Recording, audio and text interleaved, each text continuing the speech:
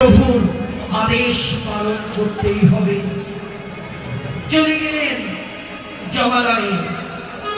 ধর্মরাজ যমরাজ নারদকে দেখা মাত্র যমরাজের আর আনন্দ ধরে না।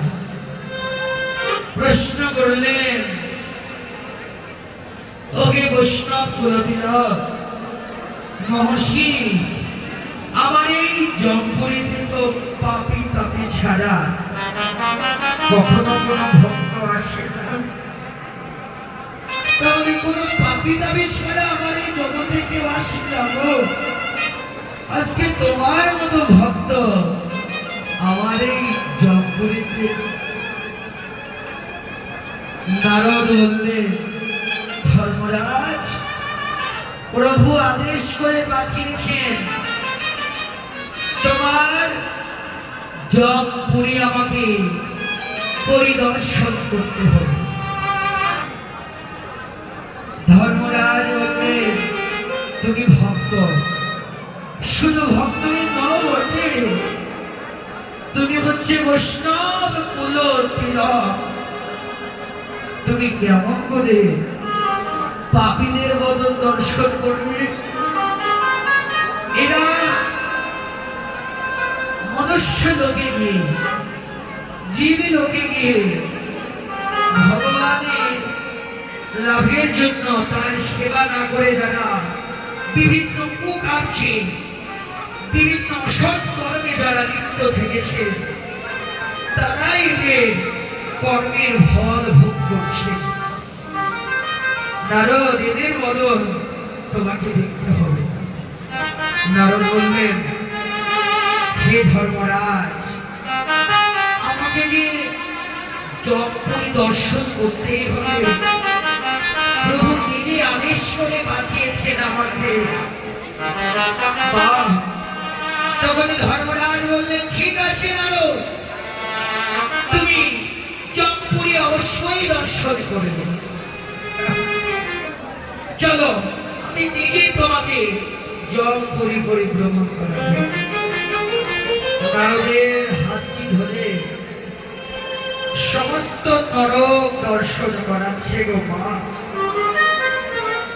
ওই দেখছেন নারদ, নরকের পাপীরা কাউকে উত্তপ্ত গরম তেলে ভাজা হচ্ছে, ফুটন্ত জলে কাউকে সিদ্ধ করা হচ্ছে, উত্তপ্ত সুর দিয়ে কারো চক্ষুকে উপড়ে ফেলা হচ্ছে, হিংস্র পশু দ্বারা কারো দেহটাকে ক্ষতবিক্ষত করা হচ্ছে।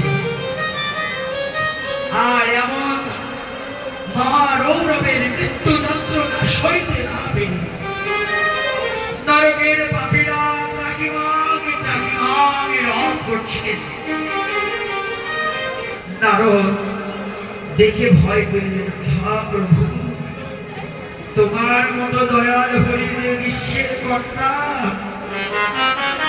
আর সেই বিশ্বের জীবকুলের এই দশা, এই বলে বদনে হরিবোল হরিবোল বলে নারদ বললেন,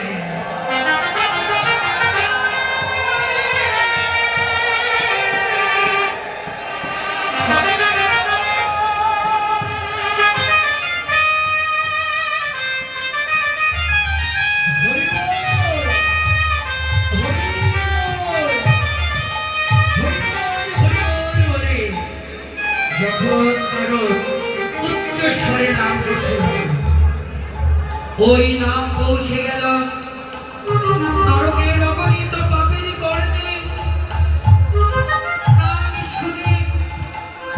যারা যারা তাদের কর্মফলে ভোগ করছিল, তারা কেউ নরকে রইল না। হরি নাম শুনে সবাই নরকে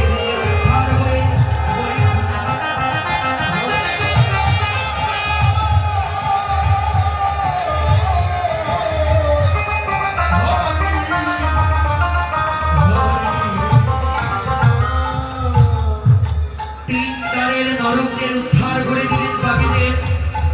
নরকে আর কোনো পাপী নাই,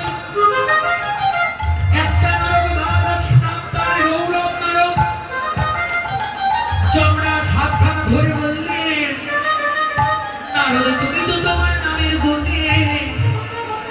তিন লোকের নরকের পাপীদের উদ্ধার করে দিতে। এখন যদি তুমি এই পাপীদের উদ্ধার করো, আমি তাদের নিয়ে রাজত্ব করিব। নারদ তখন নয়নে জলে বক্ষ ভাষায় চলে গেলেন বৈকুণ্ঠে আমার শ্রী হরির কাছে। তখন হরি নারদকে দেখে বললেন, নারদ কি তুমি দর্শন করে এসেছো জমালয়, এবারে পারতাম না, যে নাম একবার নিলে বদলে নিলে